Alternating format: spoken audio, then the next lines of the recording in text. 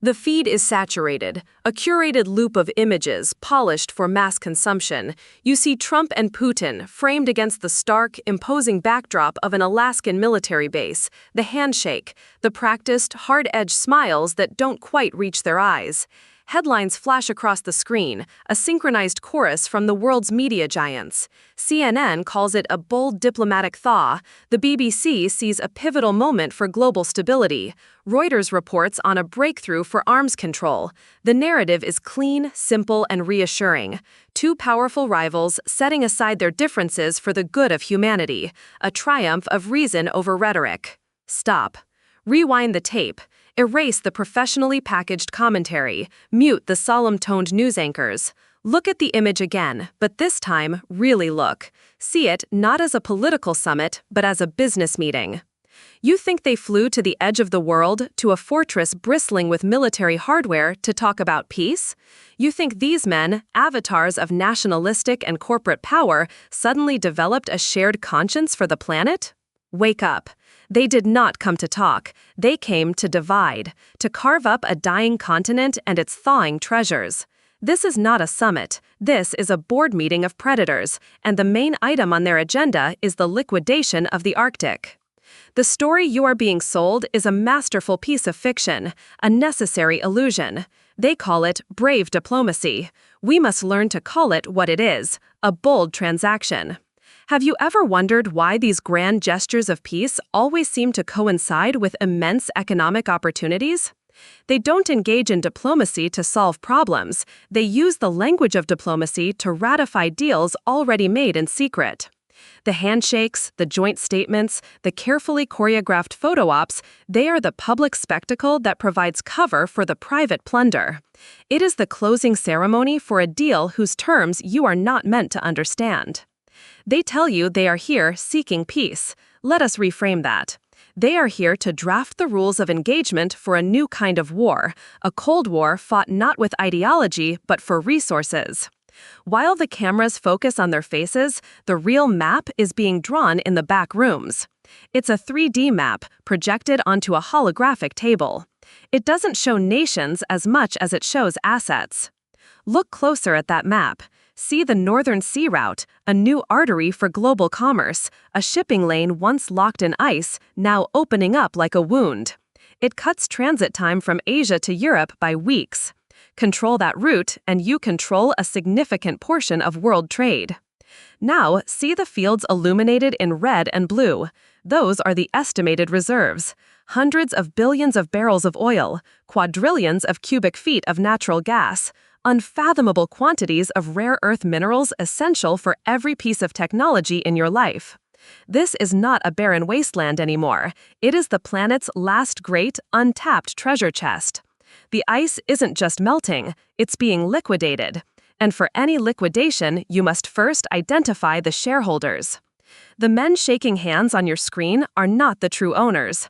They are CEOs, highly visible frontmen hired to execute a strategy determined by a board of directors you are never meant to see. Do not watch the politicians' hands, watch the hands of the puppeteers. To understand this meeting in Alaska, you must ignore the stage and look into the shadows backstage, where the real power resides. 3 players move the pieces. The first is the energy finance nexus. Forget nations for a moment and think of corporations as kingdoms.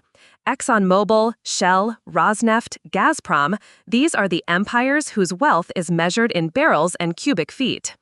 And who finances their conquests? The high priests of capital on Wall Street and in the City of London.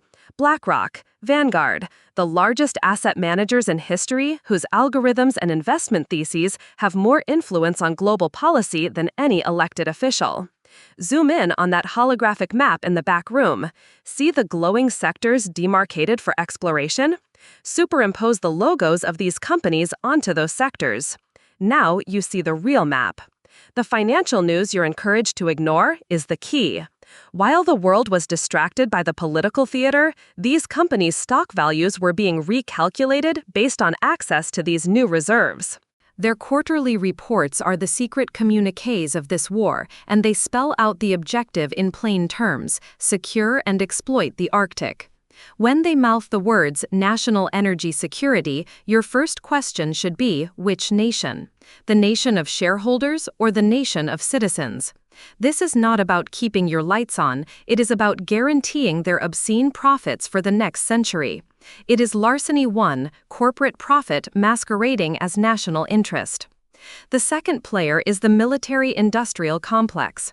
Do you truly believe that a new ocean, brimming with trillions of dollars in resources and flanked by historic rivals, will be managed with treaties and goodwill? That is a dangerously naive assumption.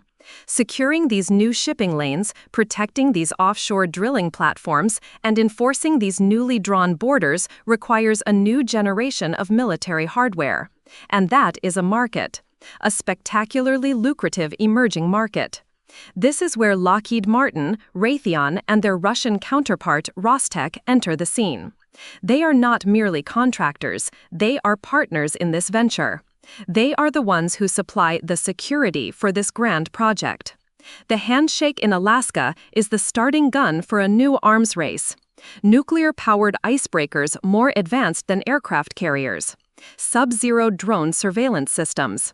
Hypersonic missiles stationed on newly built Arctic bases. This isn't strategic defense, this is a product launch. A new Cold War is not a political failure, it is their most successful marketing campaign. It creates the demand, the existential threat that justifies multi-trillion-dollar budgets funded by your taxes. The fear of conflict is the catalyst. The profit from preparing for it is the motive. It is larceny 2, weapons marketing masquerading as strategic defense. Then there is the third, most insidious player, the Davos elite, the architects of the grand narrative, the World Economic Forum and its affiliates. They are the ones who have spent decades popularizing the very concept of a climate crisis. They fly their private jets to lavish resorts to discuss the perils of carbon emissions. A paradox? No. It is a masterclass in misdirection. They create the problem, or at least frame it in a way that generates a global public reaction of fear and urgency. The melting ice is a catastrophe, they tell you, and it is. But while you react with alarm, they have already positioned their solution. They created the crisis narrative, and now they sell the solution, a solution in which their corporate members are positioned to profit from the very disaster they decry. They promote green transitions while simultaneously funding the exploitation of the last pristine wilderness on Earth, all under the banner of a managed, sustainable development. They are the ultimate manipulators, playing both sides of the board. It is larceny 3, opportunistic seizure masquerading as a global solution. These three forces, big energy, big military, and big ideas, are the invisible hands guiding Trump and Putin. They are not enemies. They are divisional managers of the same global enterprise, Earth Inc. Their supposed ideological struggle is a carefully managed public relations exercise. The real agenda is business. Your tax dollars will fund the military infrastructure to protect the assets. The assets will be extracted by the energy corporations. The entire endeavor will be sanctified by the globalist institutions as a necessary step towards a new global order. It is a perfect, closed loop of power and profit, a self-perpetuating machine. The profits from the resources will fund the politicians who sign the defense contracts. The defense contracts will protect the flow of resources. And the entire cycle will be explained to you as a complex geopolitical necessity by the very thinkers who stand to gain from it. So, before you accept the narrative of peace, before you feel relief at the sight of that handshake, ask yourself the one question they pray you will never ask. Cui bono? Who, financially, benefits from this? Follow the money. It will never lead you to the voting booth or the United Nations. It will lead you into the boardrooms of these silent shareholders. We have now seen the puppeteers and their instruments. The board has been set, the pieces have been moved. So what happens if their plan succeeds? What is the price the world, the environment, and you will have to pay for this grand bargain? And more importantly, is there anything that can be done to stop it? The final chapter will answer these questions. The question you were left with was not one of idle curiosity, it was the precipice of a terrifying reality. What is the price of this handshake in Alaska? The price is the future, sold to the highest bidder in the backrooms of Washington and Moscow, and you are being forced to finance the transaction. If their plan succeeds, the world does not simply get a new shipping lane, it gets a new paradigm of control. The first casualty will be the Arctic itself. Forget the images of polar bears on pristine ice floes. Replace them with the reality of industrial blight. Imagine floating platforms, vast as cities, lit up against the perpetual twilight, drilling into the planet's crust. Imagine the inevitable oil spills, not in warm, accessible waters, but in a fragile, frozen ecosystem where a cleanup is a logistical impossibility. A black tide spreading under the ice, sterilizing the ocean for centuries. This is not a risk, it is a statistical certainty, a business expense accounted for in their profit projections. The last true wilderness on Earth will become a sacrifice zone, its eulogy written in the fine print of an energy-sharing agreement.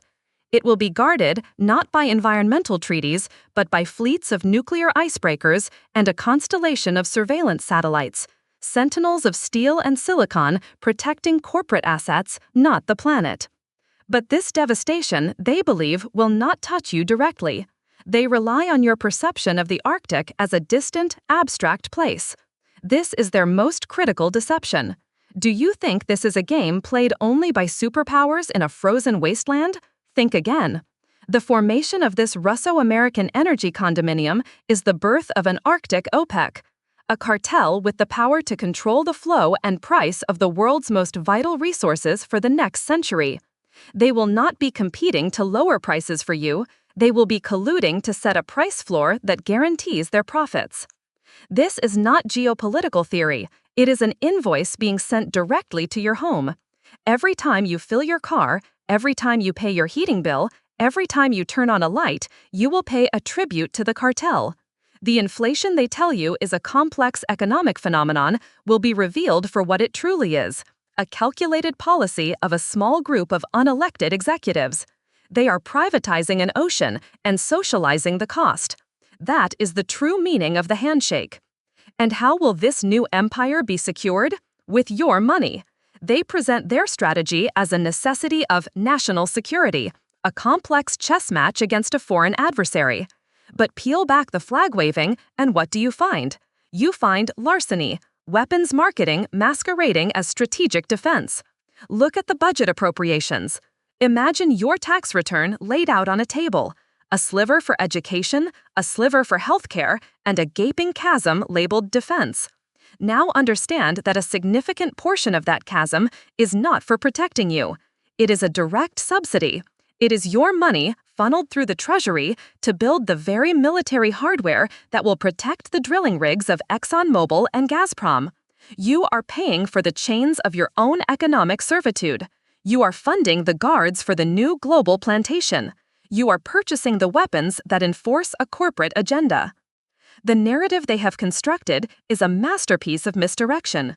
They make it seem impossibly complex, a web of international law, strategic doctrines, and economic forecasts, all designed to make you feel small, uninformed, and powerless. A confused citizen is a compliant citizen. They want you to shrug your shoulders and turn back to your television, convinced that this is a game for giants that you have no part in. This is their final and perhaps most potent lie. Your inaction is not neutrality. Your silence is their consent. Your apathy is their greatest asset. By accepting their narrative, you become an unwitting accomplice. By remaining a passive spectator, you are casting a vote of approval for the liquidation of the planet.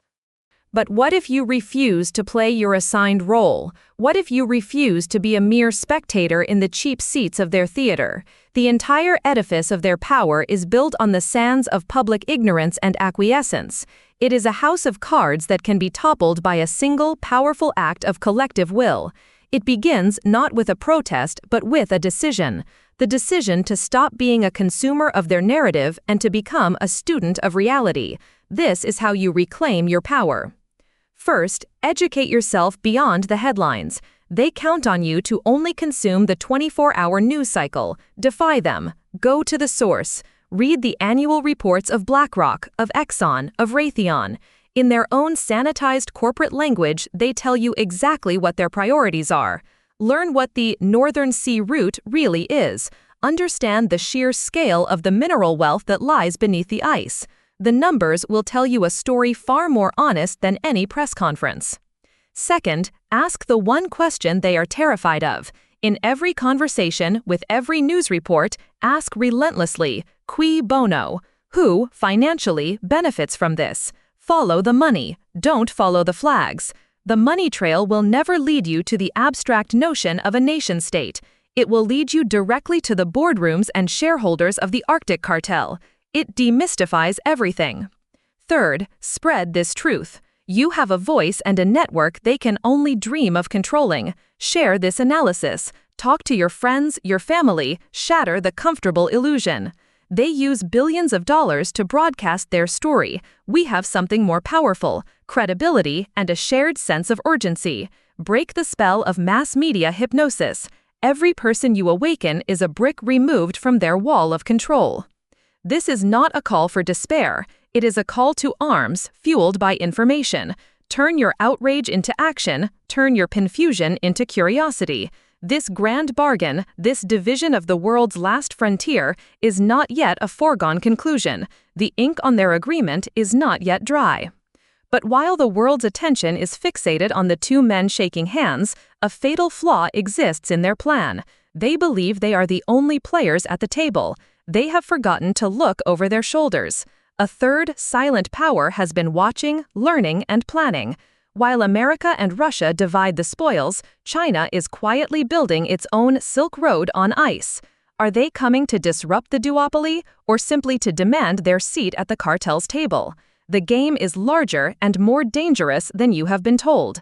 The true battle for the 21st century has just begun.